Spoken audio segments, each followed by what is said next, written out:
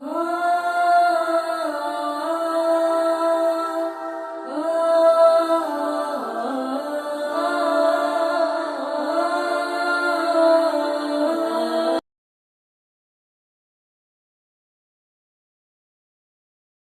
میں بھی آتا ہے کہ سب سے بہترین جگہ کون سی ہے، اور دوسرا حصہ حدیث کا بھی ہے کہ سب سے بدترین جگہ کون سی ہے، بازار ہے۔ اب یہ آپ نے حدیث ذہن میں رکھنی ہے، آپ کو پورے معاشرے کی عکاسی انشاءاللہ اگلے پورے واقعے میں سمجھ آ جائے گی۔ نبی کریم صلی اللہ علیہ وسلم نے مدینے میں جا کے بڑے تھوڑے عرصے میں بہت ساری جنگیں بھی لڑی،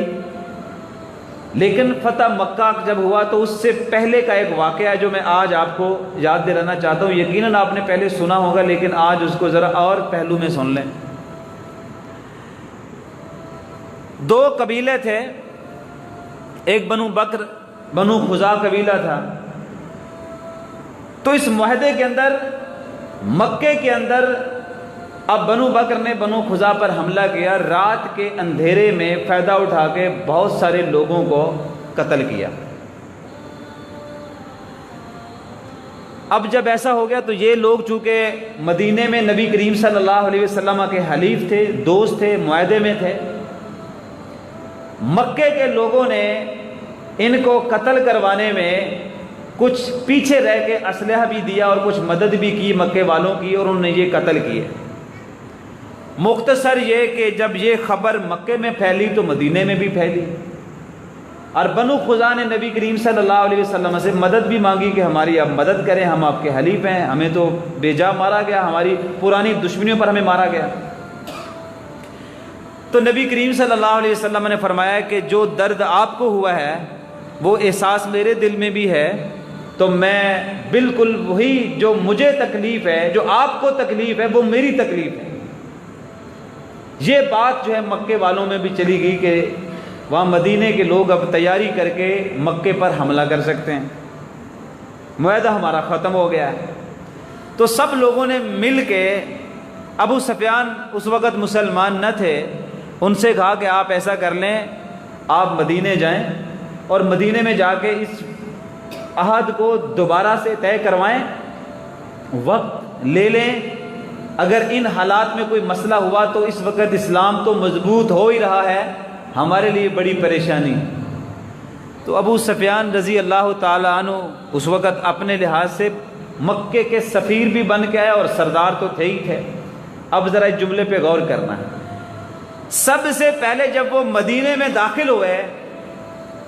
تو دیکھا گیا دکانیں ساری کھلی ہوئی ہیں اور اوپر کوئی دکانداری نہیں ہے۔ تو ابو سفیان خود اپنے الفاظ بیان کرتے ہیں کہ میں نے پوچھا، کسی سے پوچھوں کوئی آنے جانے والا بازار میں بندہ ہو جس سے میں کہوں کہ یار دکانداروں کو کیا ہو گیا، ساری دکانیں کھلی چھوڑ کے، کہاں کیا مسئلہ کیا ہو گیا؟ کہتے اتنے میں مجھے پتا چلا اذان ہو چکی ہے اور سارے کے سارے لوگ نماز پڑھنے کے لیے مسجد میں ہیں، اور پھر وہ مسجد سے نکل بھی آئے، دکانوں پر آ بھی گئے۔ مجھے صرف آپ سے یہ پوچھنا ہے، آپ نے جو حدیث سنی ابھی تھوڑی دیر پہلے کہ سب سے بدترین جگہ آپ نے بازار کہی، جس معاشرے کو نبی کریم صلی اللہ علیہ وسلم نے تیار کیا تھا، جس کی تربیت آپ نے کی تھی، اس کا بازار اتنا پرامن تھا کہ اگر کسی نے سونے کی دکان کھلی چھوڑ دی، اگر اس نے غلہ اناج کی دکان کھلی چھوڑ دی، تو اس کو یہ خطرہ ہی نہیں تھا کہ میری دکان پر کوئی جا کے ڈکیتی کرے گا، میری دکان پر جا کوئی لوٹ لے گا، میری دکان پر کوئی نقصان ہو جائے گا، میرے غلے سے کوئی پیسے چرا کے لے جائے گا، میری چیزیں وہاں سے اتار کے لے جائے گا۔ اس کو ذرہ برابر بھی جس بازار کے بارے میں ابھی میں نے حدیث پڑھی کہ وہ بدترین جگہ تھی، اس جگہ کے بارے میں ان کو یقین تھا کہ وہاں پر کوئی نقصان ہمیں نہیں ہوگا۔ یوں دکانیں کھلی چھوڑ کے اللہ کے گھر میں سجدہ کر رہے تھے۔ لیکن آج کے دور میں جس جگہ کو آپ کہتے ہیں کہ یہ سب سے